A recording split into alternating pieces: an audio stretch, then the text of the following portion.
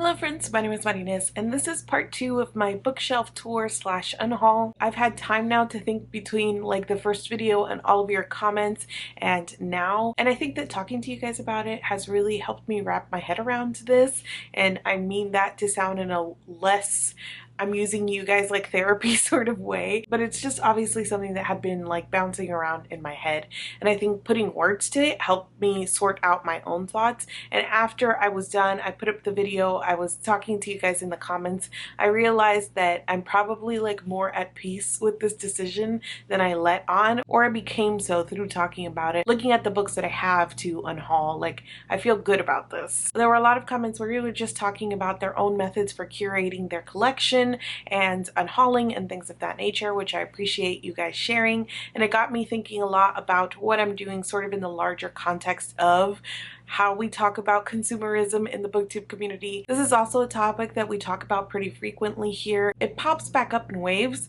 but also it's tied to so many things in this community that I feel like it's always like on the tip of our tongue to talk about. The collection behind me has certainly grown over the last 5 years that I've been on booktube, but it is a collection that I started when I was young, very young. I really love my collection. I love the way that it looks. I enjoy reading and talking about books, but I also enjoy owning books. And I think that it is like a physical presence and comfort thing, but in a larger view, it is also about supporting this thing that I love. So I've always viewed my collection, or wanted my collection to be, books that I've read and loved. In that regard, I'm taking books that I really enjoyed and supporting them with my dollars if and when I can. I know that in order for people to continue to make this art, it means that exchange. And when I can, I do like to support the authors that I think are making good art. Consumerism on the internet in general is just sort of like its own machine and its own beast, and we see a lot of that extending out into booktube. I think that I saw a lot more of this when I first joined booktube, and that has to do with the people that I currently follow and the channels that I watch and the content that I'm interested in. For the most part, I follow a variety of people who own a variety of number of books and curate their collections in a variety of ways, but that doesn't necessarily let me escape from the fact that I own a lot of books and that I participate in sort of like the norm of the booktube, like sitting in front of your large collection in order to talk about books thing. In a lot of ways, this is a barrier to entry, not only in the very basic physical sense of you need access to books in order to read them, in order to talk about them, like that is one of the basic barriers to entry into the booktube community, but I think in a less tangible way, perpetuating this sort of thing also contributes to how people view booktube and what they think they need in order to join booktube. I try to engage with it critically whenever I can, and also mention pretty often when I'm borrowing books from the library, which is pretty much always. I'm usually reading books from the library, and again, if I enjoy them, I buy them. Or that's how I started, which is circling back around to why we're here, and that is because my physical TBR has really grown out of control. So I know a lot of people were saying like if it makes you happy, just keep going with it, like it doesn't matter if you own a lot of books. I personally enjoy owning a lot of books. Those were sort of the flavors of the comment, which again, I appreciate it because everybody was trying to be really supportive, especially because I was kind of a mess in that last video. But like I said, I do enjoy owning books. I don't enjoy how big my physical TBR has gotten. I suspect that after I kind of do this unhaul, that over time my collection will grow again. So it isn't only number of books. It isn't that I want to keep a collection under a certain number of books. I want my collection to keep growing forever and ever for as long as I'm reading. But again, I want them to be books that I've read and loved with a smaller TBR. I'm not going to do a 0 TBR. It's not good for me as a mood reader. And while I do read the majority of my books as ebooks from the library, I still do read physical books, and having them in front of me kind of helps me with that mood reading and how I'm picking. So that's kind of the idea here. I just want to take stock of what I have on my shelves. I haven't done it since basically I started this channel. This collection has grown a bunch over the last 5 years, and I think the result at the end of this will be something that does make me a lot happier. Some other things that I got from the comments, people were suggesting that I put the books that I'm going to unhaul away in like boxes or something and come back to them in a couple of months and see how I feel about it, which is a good way of like making a soft decision and then a harder decision down the line, and I really love this. I've got a bunch of like empty luggage that I'm not going to use anytime soon, so I think I'm gonna start squirreling books away in there, and then giving myself time will not only help with like the conviction and the decision making part of it, but also hopefully as things eventually calm down with the pandemic, I will be in a position to maybe sell some of these or exchange them at local used bookstores or things of that nature. For instance, a couple people mentioned that the edition of The Cruel Prince that I have is like a special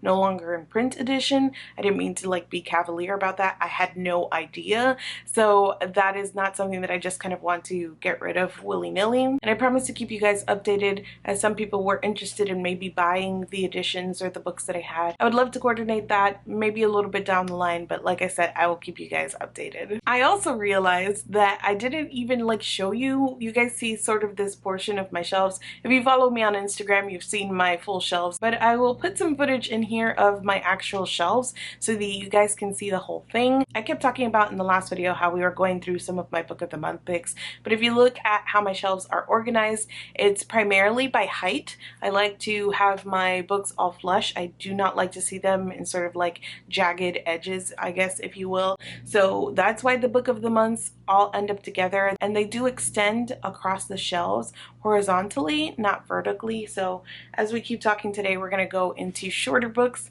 and paperback books, even though I have more books of the month to get through. So hopefully that makes sense. We're still on case number 1 all the way to the left, and I'm going down. I did the first 3 shelves last time, and I will do the next 3 shelves today. So yeah, here we go. First I have Landline by Rowell, and I remember when this came out, people were not about it at all. I think partly because it was very different from some of the other relationships that she had in her books. I enjoyed this. I thought the premise was pretty interesting, and the idea of looking at a marriage that was kind of breaking down was different than her other books, but not in a bad way. Since this, I don't think I've read another Rowell. I am not interested at all in her Carry On series, which I think is what gets talked about the most now, apart from Eleanor and Park being really problematic and the way that people choose not to engage with that. So Rowell is an author that I've kind of soured on, so this is one that I'm going to put in my unhaul pile. Next up I have Little Big Love by Katie Reagan, and this was in a haul video, one of the few that I did on this channel. It was during Christmas maybe a couple years ago,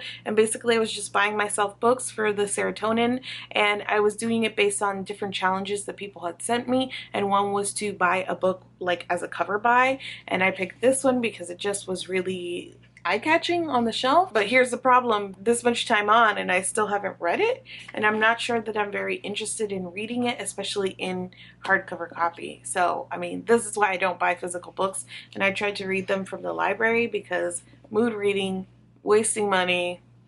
Next I have Anna K by Jenny Lee, which I haven't read. This is a book of the month pick, and it is a retelling of Anna Karenina, which I read in high school for fun, for accelerated reader. And it was like the only book that I had to read. I haven't reread Anna Karenina since then, but the emotional impact of that book is something that I remember very strongly. So when I saw this as a book of the month, I was very interested, and I am still interested in reading this, and I think that once I get around to it I will enjoy it based on reviews that I've heard, so I'm keeping this. Such a Fun Age by Kylie Reed, which I've talked about on my channel. I have a standalone review and I had reason to talk about it more recently, but if you haven't heard, this was one of my favorite books of this year so far, and I gave it 5 out of 5 stars. I'm keeping it. I have this collection of works by Lewis Carroll, which features Alice in Wonderland. I've not read Alice in Wonderland, but this was like a couple bucks at Barnes & Noble, and I have a thing for classic editions, which I mentioned in my last video,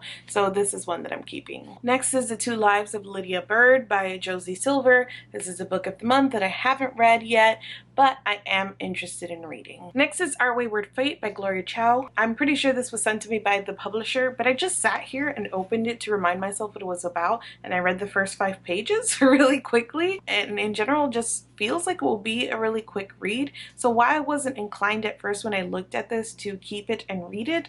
I think I am, just because it will be so quick. Next is The Storm Runner by J.C. Cervantes, and this was also sent to me by the publisher. I started it when I received it, but I wasn't in the mood when I started it for this sort of like middle grade romp sort of thing. It's from Rick Riordan, so you kind of get the gist of what it is. So for right now, I'm putting this on my unhaul pile. Next is When the Moon Was Ours by Anna Marie Mclemore. This is another one that I started and put down and never came back to. I think I would read it and come back to it in the right mood, but I can do that through the library, so I don't really feel pulled to keep this on my shelves, especially because when I started it, there wasn't like an immediate hook. So next is The Devouring Grey by Christine Lynn Herman. This was also sent to me by the publisher. I feel like I've heard good things about this and I'm still intrigued by the premise, so on to my TBR. Next is Serafina by Rachel Hartman. This was in the first order of book outlet books that I ever purchased soon after joining booktube, because again, the consumerism and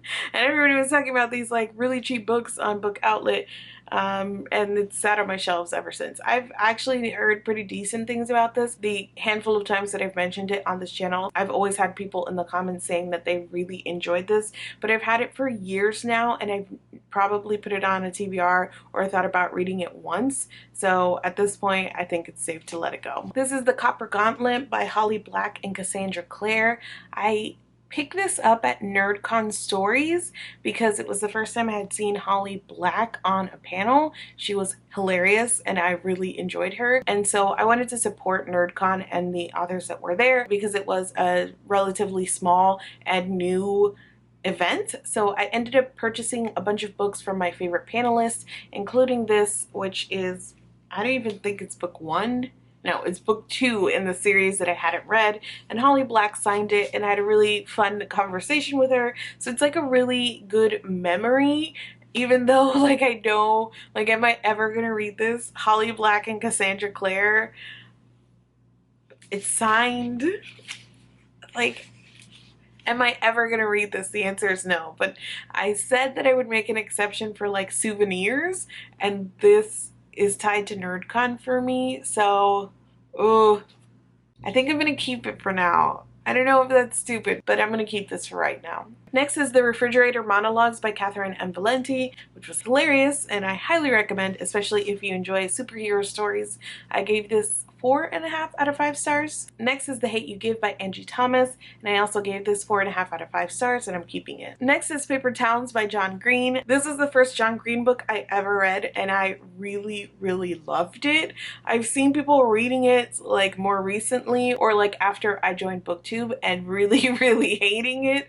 So it's one that I don't think that I would go back to, just so that I can preserve my memory of like my younger self reading and enjoying this. I would guess that I gave this about 4 stars when I originally read it, and I'm keeping it because it was part of a set that somebody gifted to me. Next is The Wrath and the Dawn by Renee Actier. You guys can see where my bookmark is still there from when I pre-ordered this back in the day when I thought that pre-orders were a good idea for me. They're not. I sat down to read it, I got that far, and I was like, I'm not enjoying this, and I never looked back. I've heard people describe her writing as really flowery, which is typically something that I enjoy, but in that much I wasn't enjoying it. So I feel like, I mean, maybe one day I will go back to it, but ebook. I don't need to hang on to that for any more years. Did You Ever Have a Family by Bill Clegg. I read this because it was longlisted for the Man Booker and I really enjoyed it. I gave it 5 out of 5 stars probably. Next I have Orange World by Karen Russell, which is a collection of short stories. I love Karen Russell's short stories. They're weird as hell and I really enjoyed this. There were obviously some stories that were better than others. There's one story in here that I still think about all of the time, and the overall effect was about a 4 out of 5 stars. Next is Sal and Gabby Break the Universe by Carlos Hernandez. This is another one from the publisher and from Rick Riordan that I have not gotten around to. and that I probably will say goodbye to. Next is With the Fire and High by Elizabeth Acevedo, which I gave 5 out of 5 stars to and I'm keeping. Next is Donde Rosa Santos by Nino Moreno. This is a signed copy because I saw Nino when she was down in Miami at Books and Books, and I do intend to read this. I don't read a ton of YA contemporary, so it always has to be like in a mood, but this will go on my TBR pile. Clap When You Land by Elizabeth Acevedo, which I read this year and also gave 5 out of 5 stars to, so I'm keeping. Next I have The Starless Sea by Erin Morgenstern, which I gave 3.5 out of 5 stars to, but it is definitely one that I want to reread. I grew to love The Night Circus. I didn't really love it right off the bat, and so I think that this might be true with The Starless Sea, so I'm keeping it. Next is A Sudden Appearance of Hope by Claire North. I received this at BEA 2016 and never read it, so I'm unhauling it. Next is Directions to the Beach of the Dead by Richard Blanco, which is a poetry collection. This was part of my curriculum in my poetry class that I took for creative writing in college, and I really enjoyed this. And also, I don't know, I just really fondly remember that class, and it taught me a lot, not only about like breaking down poetry and reviewing poetry, but just in general, it was really useful to me in sort of my whole journey of critical reading, especially because we workshopped a lot, and I know that in college can be a whole experience, and it was, but ultimately it taught me a lot about giving feedback on writing and breaking down a work. Next is The Mortifications by Derek Palacio. This is another one that I received at BEA 2016. Never read. Unhauling. Next is The Lesser Bohemians by Amir Mcbride. This is another BEA 2016, and I started it and DNF'd it, so I'm going to unhaul. Next is Stuff Parisians Like by Olivier Magny, and this is so when I was in Paris, this is the man who did our wine tasting, if I recall correctly, and we had a friggin' blast at the wine tasting. So as we were leaving, they had a little shop, and I realized that he had a book for sale, and since I love buying books as souvenirs and I enjoyed his wine tasting a heck of a lot, I went ahead and purchased that, so this is what I'm keeping. Next is The Samaritan by Fred Venturini. This actually was re-released as The Heart Does Not Grow Back, but I originally read it as The Samaritan. I actually read The Heart Does Not Grow Back, and there were certain changes that were made, especially at the end, that I understood, and I very much understood why they would do it upon re-release, but I enjoyed the original more, and you can't get this anymore. I actually bought this as soon as I realized that I wouldn't be able to purchase a copy of this after the re-release, so I'm really happy to have this. I've never reread it, and I actually think that it would be interesting to do so because the guy at the heart of this is like really problematic, for lack of a better word, but I loved the premise and the conceit, so I am keeping this. Chain of Gold by Cassandra Clare, and this is actually a hard one. I think I gave this 2.5 out of 5 stars, so by my own rules it would be getting rid of it. I don't know why I'm second guessing this, other than like it was a house salt thing and I would keep reading this. I found this enjoyable enough. Like in enjoyment, this would probably be a 3 and keep it, but I don't think that Cassandra Clare is a good writer, and so I take issue with some of that. But just like from an enjoyment standpiece, this is one that I'm fine like keeping on my shelves, and it is very pretty, so I think I'm gonna keep it. Oh man, okay. Redeeming Love by Francine Rivers. I don't talk about this often, but there is like, if you can measure your reading life through like different stages, you know, like what you were reading as a kid and kind of how you read through school, and if you stopped reading for pleasure in school and then started again, things of that nature. But somewhere in like my maybe like middle school to even into high school, part of my reading was just like Christian books and a lot of like Amish romance and like things like this. So this is a retelling of the story of Hosea from the Bible, and basically he's a prophet that God tells him to marry a prostitute and uses that as an extended metaphor for God and the people of Israel. So this is not something that I would recommend for somebody who has like no religious attachments, but holy heck did I love this book through middle school and high school. This is one of the like books that I would like track in the story of my life in terms of like loving reading and being like super impactful. I mean, I reread the crap out of this thing. You can just tell that this is a very well worn copy. I'm keeping it. I never talk about this book. I haven't read it in ages, but man, this is giving me all kinds of feelings and flashbacks. Next is Little Deaths by Emma Flint, and I got this at BEA 2016, and I never read it. This is Pachinko by Minjin Lee, and I got it at BEA 2016, and I never read it. I don't know what it is about like multi-generational family stories that I always feel like I want to read, but then I get them and I'm like, it feels like a lot of effort to actually read them, and they don't necessarily appeal to me once I have them, especially compared to other books. This is not the last critically acclaimed multi-generational family story that is unread on my shelf that I will talk to you about, but I'm going to keep it because I really do want to read it somewhere in my heart. Next we have Gemina by Amy Kaufman and Jay Kristoff. I read Illuminate twice, actually, maybe. It took me so long to get into that book, but it reads so quickly because of the format of it. So I am like not super interested in reading this. I got this as a ARC in BEA 2016, but I just know that it reads so freaking quickly. Like if I just put my head down, I could get this. And this is not one that I would want to read like on ebook. I hear the audiobook is pretty good, but there's so many visual things in here that I would want to read it in a physical copy. So I've been hanging on to this for like the inspiration to hit, but yeah, I'm putting it on my TBR because I either need to read it or get rid of it, but I would like to read it from a physical copy. This is Deep Blue. It's a collection of short stories about like shipwreck, sunken treasure, and survival. I bought this at a library sale. It was like $1 and I was like, yeah, I could get into that, but am I ever going to get into it? Probably not. Next is The Last Voyage of Blythe, and this was sent to me by the publisher. I don't think I've heard anybody talking about this, and I'm not sure that I feel very attracted to reading this. Next is Writing Down the Bones by Natalie Goldberg. This is a book about writing that I've read in pieces. I'm not sure if I've read it cover to cover. I've definitely read pieces of this, but I'm keeping. Next is Wanna Bet by Talia Hibbert, which I read and loved. Blue Like Jazz by Donald Miller. This was also from that time period just after I was reading a lot of Christian fiction in my sort of early 20s when I was having a lot of feelings about faith and figuring it out, and also making really bad life choices in general. This was like a godsend for me at that time in sort of understanding my own feelings on faith and Christianity and all of that, and I have not read it since that sort of early 20s period. I think about rereading this frequently, but I'm just waiting for, I think, the right time.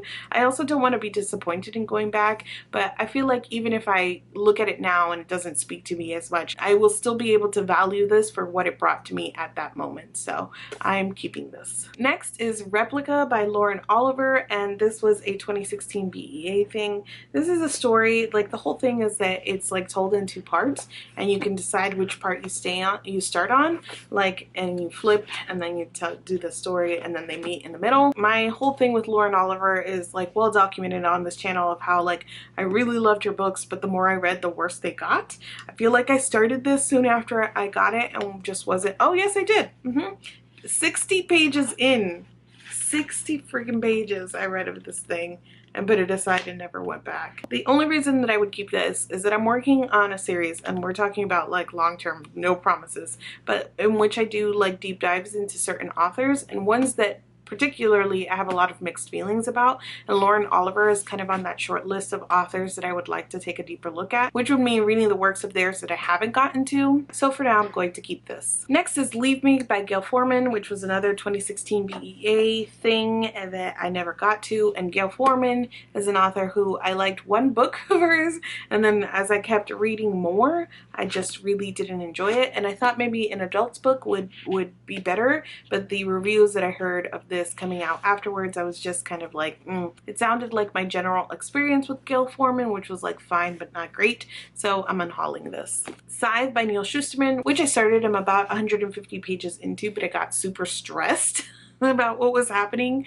in this freaking book, and I put it aside because I just was not able to deal with how stressed it was making me, but I do want to finish it, so I'm keeping it. Next is Cursed by Frank Miller and Thomas Wheeler. This was an arc from 2019 BEA that I am just no longer interested in at all. Next is Zenith by Sasha Alsberg and Lindsay Cummings. I actually started this and I read the first 60 pages when it was just going to be like a serialized thing, and then I got a copy from the publisher. I thought I might like power my way through it and just kind of see what was what, but I couldn't make it. It wasn't for me. The writing was super not for me, so I'm unhauling. A Court of Mist and Fury by Sarah J. Maas. I've shown you guys this before, but it is a book that I am marking up with not only highlighting every single M dash on the page, but also with notes about like the writing, the tone setting, the plot, and how inexplicable it is, and also how awful all of the male characters in this are. So I am holding on to this. I don't know when I will finish, but I've already sunk so much time into this that I'm hanging on to it for some inspiration. Next is Carve the Mark by Veronica Roth. A friend gave me a copy of this book when everybody was talking about it online. I didn't want to spend money on it and I didn't really want to read it, but somebody was like, I have a copy, do you just want it? And I was like, okay, sure, I'll try it. And I read about 15 or 20 pages and I was like, I can't even get to the problematic bits because this is so boring. Jane Steele by Lindsay Fay, which I loved. I think I gave this 4.5 or 5 out of 5 stars, so I'm keeping. The Graveyard Book by Neil Gaiman, and these are the graphic novel adaptations in 2 volumes. So I'm keeping. The Girl on the Train by Paula Hawkins. I think I gave this like 3 stars. It was fine. Even though 3 stars, one that I might keep on my shelves, I have no desire to ever read this again, and it wasn't like, it was fine. It was fine. I don't know. It's not something that I think that like I would see in my collection and that it would bring me joy, so I'm fine getting rid of that one. Unearthed by Amy Kaufman and Megan Spooner. This is one that I started and DNF'd. And it's also upside down. You can tell I started because I put the jacket back on upside down. Whatever. I'm gonna ask your feedback for all of the books that I'm unhauling, but specifically for this one, if you've read it and you enjoyed it, let me know. I feel like I could power through this. This might be one that it would be better like in audio maybe, because it is like action-y and adventure-y, and if so, like, do I keep it? Do you think I'll like it? What do we do here? I'm putting it on my unhaul for now, but I'm asking for some help. Queen of Blood by Sarah Beth Durst, which I gave 3.5 out of 5 stars. I enjoyed this and I thought it did a couple of things that were a little unexpected, and the premise itself was very neat, as was the magic. I want to continue with the series because I hear that it gets even better as it goes along, so I'm keeping. Started Early Took My Dog by Kate Atkinson. I have no idea. I bought this at a library book sale. It was probably $1. I honestly don't know why I bought this, but I'm unhauling it. The Rage of Dragons by Evan Winter. I feel like so many more people are talking about this now than when I first received it, and I'm very intrigued. So I'm keeping this on my TBR. The Water Knife by Paolo Bacigalupi. He was also at NerdCon Stories and I wanted to support him. He was amazing on panels and the way that he spoke about this book was really interesting. I didn't get to meet him. He didn't sign this, so there's less of a memory association there, and I've never felt inclined to read this since I obtained it, so I think this is going on my unhaul pile. Dead Letters by Kate Dolan Leach and You Will Know Me by Megan Abbott. These are 2 books of the month picks that I honestly couldn't tell you what they were about if I tried. They've fallen out of like my will to read them. Catch and Kill by Ronan Farrow. This was one of the best books and definitely one of the best nonfiction books that I read last year. 5 out of 5 stars, and I'm keeping. Bonfire by Kristen Ritter, and this is a book of the month pick. We did an episode on this for Snark Squad. I ended up giving this 3 stars. It was fine, and I'm keeping. The Chalk Man by CJ Tudor. This was also a book of the month pick, and who told me that I was going to read this? I'm unhauling. And finally, The Night Circus by Erin Morgenstern. Love this book. Grew to love it. 5 out of 5 stars. I'm keeping. Okay, so in total that was 63 books, and I have read and am keeping 24 of them. I am unhauling 24 of them. There are 4 that I haven't read that I am keeping that I'm also not putting on my immediate TBR. They're kind of like miscellaneous, and that leaves an additional 11 on my TBR. I am showing you guys now the books that are on my TBR. As always, let me know your thoughts. If there are any on here that you know, like Maddie, you're not gonna read that or you're not gonna like it, let me know. And now I'm showing you guys the books that I'm unhauling. I also want your feedback on these. As I mentioned, it doesn't mean that I'll never read these books, just that I don't feel inclined to right now and that I don't need to keep them physically. If I'm wrong about any of these, also let me know. I'm taking your feedback into consideration. I've already made a few changes to my last video in terms of books that I'll be keeping or unhauling, but I'll leave that for the end, for anything that I am like changing from one pile to the other. Once I get through all of these, and I feel like this will be a work in progress, so I don't want to keep being like, wait, I'm keeping, wait, I'm getting rid of. Once it's all settled, I'll go back and do a little bit more of a review if anything has changed in terms of what's staying and leaving. That's one whole bookcase done, guys. Only 3 more to go. That's it for me today. I can't wait to talk to you guys about all of these books down in the comments. Thank you so much for watching this video, and I will see you guys soon. Personally, I get really like overwhelmed with thinking about like hauls of like 50, 60, 70, 80 plus books, which is sort of a thing sometimes that happens on booktube. So I get sort of like the wide divide between how we see book collections on this platform. But in addition to, like I said, making those personal decisions and making yourself happy and critically engaging with that, like also, I don't know, if you don't want to see it, don't follow those people. Like, don't follow the people doing the hauls that are a million books big or whatever. I don't know. I love that I'm just guessing the star ratings here. It's just, you know, I could look them up, but it would take forever. So a guess is as good as it's gonna get. It's just getting messier back there. It's fine. Next is Replica by Lauren Oliver. Great.